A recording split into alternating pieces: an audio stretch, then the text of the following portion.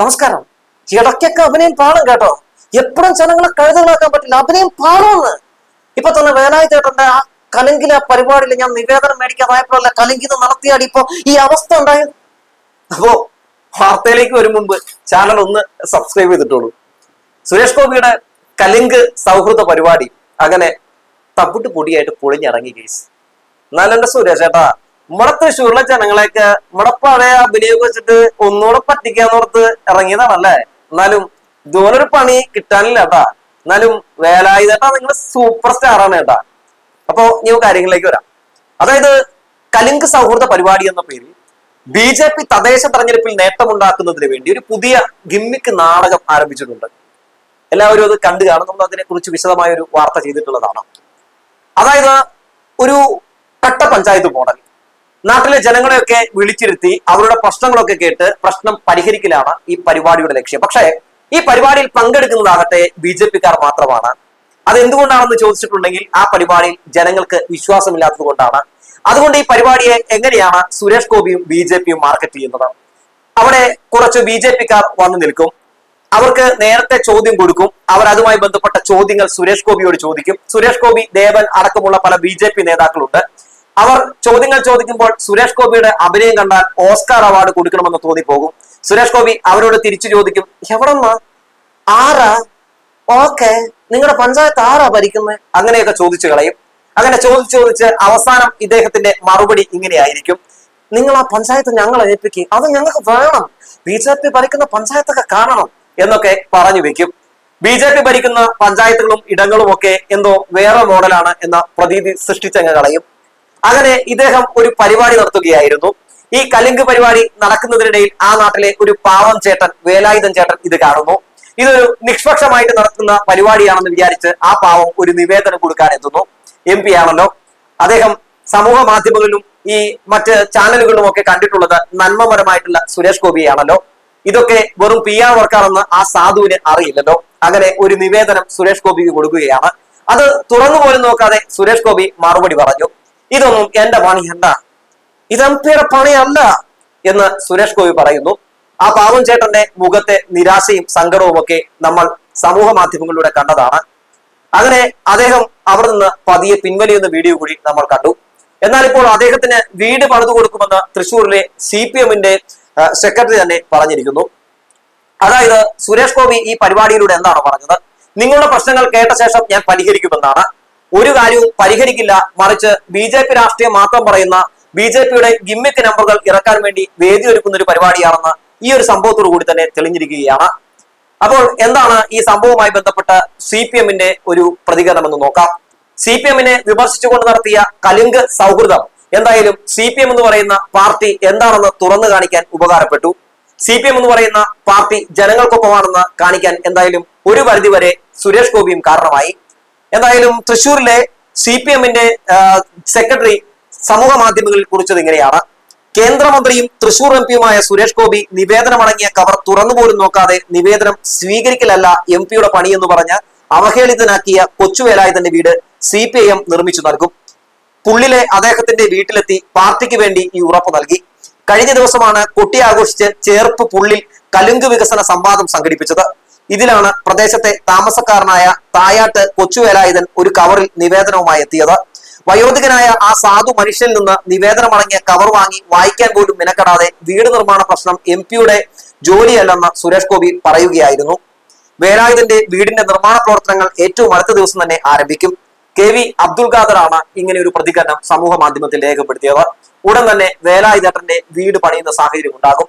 എന്തായാലും സുരേഷ് ഗോപി ഇതിനൊരു നിമിത്തമായെന്ന് പറയാതെ വയ്യ.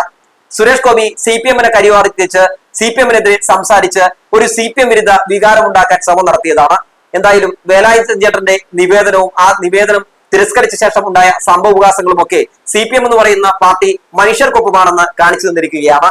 കേവലം വോട്ട് ബാങ്ക് രാഷ്ട്രീയത്തിന് വേണ്ടി കലിങ്ക് രാഷ്ട്രീയം കളിക്കലും കലിങ്ക് സൗഹൃദം നടത്തലുമല്ല CPM-ന്റെ പണിയെന്ന് ഇവിടെ കാണിക്കപ്പെട്ടിരിക്കുകയാണ്.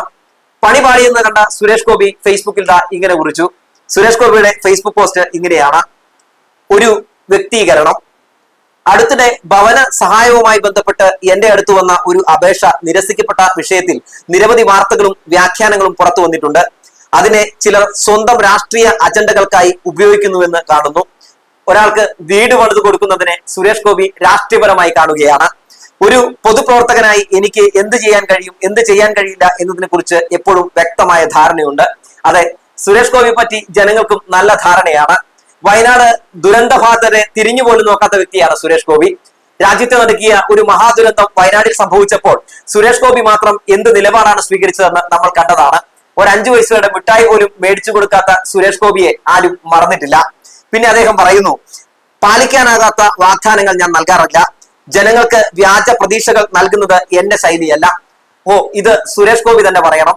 ഇതേ സുരേഷ് ഗോപി തന്നെയാണ് എയിംസ് വരുമെന്നും മലമറയ്ക്കുമെന്നും ഒക്കെ ജനങ്ങളുടെ അടുത്ത് പറഞ്ഞത്. അങ്ങനെയൊക്കെ പറഞ്ഞാണ് വോട്ട് മേടിച്ചത്. കേരളത്തിലെ ജനങ്ങൾക്കൊപ്പം രാഷ്ട്രീയം പോലും നോക്കാതെ ഉണ്ടാകുമെന്ന് പറഞ്ഞു. പക്ഷെ ലോകസഭയിൽ ഈ കേന്ദ്ര സർക്കാരിന്റെ രാഷ്ട്രീയത്തിനോടൊപ്പം നിന്ന് കേരളത്തിനെതിരെ നിൽക്കുന്ന സുരേഷ് ഗോപിയാണ് നമ്മൾ കണ്ടത്. ഇപ്പോഴും എയിംസ് വന്നിട്ടില്ല എന്ന കാര്യം നമ്മൾ മറന്നു പോകരുത്. ഇതുമായി സുരേഷ് ഗോപിയോട് ചോദ്യം ചോദിച്ചാൽ സുരേഷ് ഗോപിയുടെ ഉത്തരം ഇങ്ങനെയാണ്: വരും, ഉടനെ വരും, വന്നുകൊണ്ടിരിക്കുകയാണ് എന്നാണ് സുരേഷ് ഗോപി പറയാറ്. സുരേഷ് ഗോപി അങ്ങനെയാണ്. വ്യാജ പ്രചരണങ്ങൾ നടത്തിയാണ് താങ്കളും ജയിച്ചിട്ടുള്ളത്. താങ്കൾ പറയുന്നതും വ്യാജമാണ്. സ്വാഭാവികമായി അതുകൊണ്ട് ഈ ഒരു പ്രതികരണം കാണുമ്പോൾ ഞങ്ങൾക്കാണ് ചിരി വരുന്നത്. അടുത്തതായി അദ്ദേഹം പറയുന്നു, ഭവന നിർമ്മാണം ഒരു സംസ്ഥാന വിഷയമാണ്.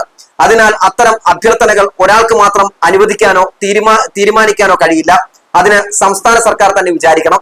പിന്നെ അദ്ദേഹം പറയുന്നു, എന്റെ ശ്രമങ്ങൾ എല്ലായ്പ്പോഴും സിസ്റ്റത്തിനുള്ളിൽ പ്രവർത്തിച്ച് ജനങ്ങൾക്ക് യഥാർത്ഥ നേട്ടങ്ങൾ എത്തിക്കാനാണ് കേന്ദ്രീകരിച്ചിരിക്കുന്നത്. എന്താണ് ഇയാൾ എത്തിച്ചിട്ടുള്ളത്?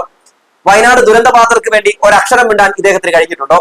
ജനങ്ങളെ സംബന്ധിക്കുന്ന എന്ത് നേട്ടമാണ് സുരേഷ് ഗോപി ഈ സമയം വരെ നേടിക്കൊടുത്തിട്ടുള്ളത്? ഒരു നേട്ടവും നേടിക്കൊടുത്തിട്ടില്ല. കേന്ദ്രം കടുത്ത സാമ്പത്തിക പ്രതിസന്ധിയിൽ കേരളത്തെ മുക്കിക്കൊല്ലുമ്പോഴും സുരേഷ് ഗോപിക്ക് പ്രതികരണമില്ല. ആ സുരേഷ് ഗോപി ഇങ്ങനെയുള്ള നട്ടാൽ കുറുക്കാത്ത കള്ളങ്ങൾ പറയുന്നത് കേൾക്കുമ്പോൾ സത്യത്തിൽ പൊട്ടിച്ചിരി വന്നു പോവുകയാണ്. പിന്നെ സുരേഷ് ഗോപി പറയുന്നു, അതേസമയം ഈ സംഭവത്തിലൂടെ മറ്റൊരു പാർട്ടി ആ കുടുംബത്തെ സമീപിച്ച് സുരക്ഷിതമായ ഭവനം ഉറപ്പാക്കാൻ മുന്നോട്ട് വന്നതെന്ന കാര്യം കാണുന്നത് എനിക്ക് സന്തോഷമാണ്. രാഷ്ട്രീയ ഉന്നം ഉള്ളതാണെങ്കിലും ഞാൻ കാരണം അവർക്കൊരു വീട് എന്നത് ലഭ്യമാണല്ലോ. അങ്ങനെയാക്കി മൂപ്പര് മാറ്റി. കഴിഞ്ഞ 2 കൊല്ലങ്ങളായി ഇത് കണ്ടുകൊണ്ടിരിക്കുന്ന ആളുകൾ ഞാൻ കാരണമെങ്കിലും ഇപ്പോൾ വീട് വെച്ച് നൽകാൻ ഇറങ്ങിയല്ലോ. ഉളുപ്പില്ലേ എന്ന് ഞാൻ ചോദിക്കുന്നില്ല, എന്തായാലും തൃശ്ശൂരുകാർ അത് ചോദിക്കുന്നുണ്ട്. ജനങ്ങളുടെ പോരാട്ടങ്ങളിൽ രാഷ്ട്രീയ കളികൾക്കല്ല, യഥാർത്ഥ പരിഹാരങ്ങൾക്കാണ് സ്ഥാനമെന്നാണ് എന്റെ വിശ്വാസം. സുരേഷ് ഗോപിക്ക് ഡയലോഗ് അടിക്കാനും അഭിനയിക്കാനും നല്ല മിടുക്കാണെന്ന് ഞാൻ പറയേണ്ട കാര്യമില്ല. കലിംഗ് സൗഹൃദം പൊളിഞ്ഞടങ്ങി. കലിംഗ് സൗഹൃദത്തിൽ ഒളിപ്പിച്ചു വെച്ച രാഷ്ട്രീയം തൃശ്ശൂരുകാർ മനസ്സിലാക്കിയെന്ന് കണ്ടപ്പോൾ സുരേഷ് ഗോപി അങ്ങനെ 18ാമത്തെ അടവുമായി രംഗത്തേക്ക് വരികയാണ്. തിരഞ്ഞെടുപ്പുമായി ബന്ധപ്പെട്ട് സുരേഷ് ഗോപി പറഞ്ഞിട്ടുള്ള എന്ത് കാര്യമാണ് ഇതുവരെ നടപ്പിലാക്കപ്പെടുന്ന സാഹചര്യം ഉണ്ടായിട്ടുള്ളത്? സുരേഷ് ഗോപി ഇപ്പോൾ മാളത്തിൽ നിന്ന് പുറത്തിറങ്ങിയിരിക്കുകയാണ്. അല്ലെങ്കിലും തിരഞ്ഞെടുപ്പ് എടുക്കുമ്പോഴാണ് സുരേഷ് ഗോപി എൻട്രി നടത്താറുള്ളത്. പ്രത്യേകിച്ച് നിയമസഭാ തെരഞ്ഞെടുപ്പ്, തദ്ദേശ തെരഞ്ഞെടുപ്പ്, ലോക്സഭാ തെരഞ്ഞെടുപ്പ്. അതുവരെ സുരേഷ് ഗോപി നിശബ്ദനാണ്. ഇപ്പോൾ സുരേഷ് ഗോപി രംഗത്തിറങ്ങി പല വിഷയങ്ങളും പ്രതികരണം രേഖപ്പെടുത്തുന്നു. ചില PR കമ്പനികൾ അത് വലിയ തോതിൽ തന്നെ വാർത്തയാക്കുന്നു. ഇതാണ് സുരേഷ് ഗോപി എന്ന് പറയുന്ന വ്യക്തി. ഇതിനിടയ്ക്ക് എത്രയെത്ര സംഭവങ്ങൾ നമ്മുടെ ഈ കൊച്ചു കേരളത്തിൽ സംഭവിച്ചു. BJP ഭരിക്കുന്ന പല സംസ്ഥാനങ്ങളിലും കന്യാസ്ത്രീകളും വൈദികരും ആക്രമിക്കപ്പെടുന്ന സംഭവം ഉണ്ടായി. അതിൽ ചില ആളുകൾ ഇദ്ദേഹത്തിന്റെ മണ്ഡലത്തിലുള്ള ആളുകൾ തന്നെയായിരുന്നു.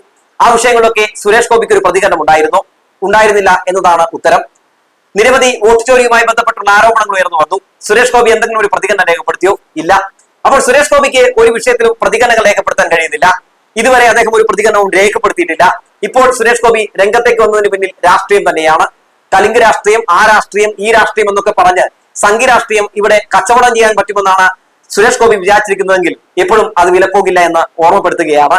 എന്നാലും വല്ലാത്തൊരു പാളിപ്പോകലായി പോയില്ല എന്റെ ഗോപിയെ. എന്നാൽ ഇതുപോലെ ഒരു പണി കിട്ടാനില്ല കേട്ടാ. ഇതുപോലെ വേറെ പല സ്ഥലത്തും ഇവിടെ സുരേഷ് ഗോപി പരിപാടി നടത്തിയിട്ടുണ്ട്. എല്ലായിടത്തും മൂഞ്ചി കുത്തിയിട്ടൊന്ന് പറയാതെ വയ്യാട്ടാ.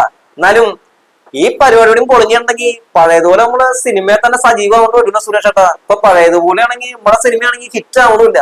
അപ്പൊ ആകെ കട്ടപ്പോകയാവോ? നമ്മൾ ഗുണ്ടകളല്ല, പൊളിറ്റീഷ്യന്മാരാണ് എന്ന് പറഞ്ഞു വെച്ചുകൊണ്ട് നിർത്തുകയാണ് കേട്ടോ.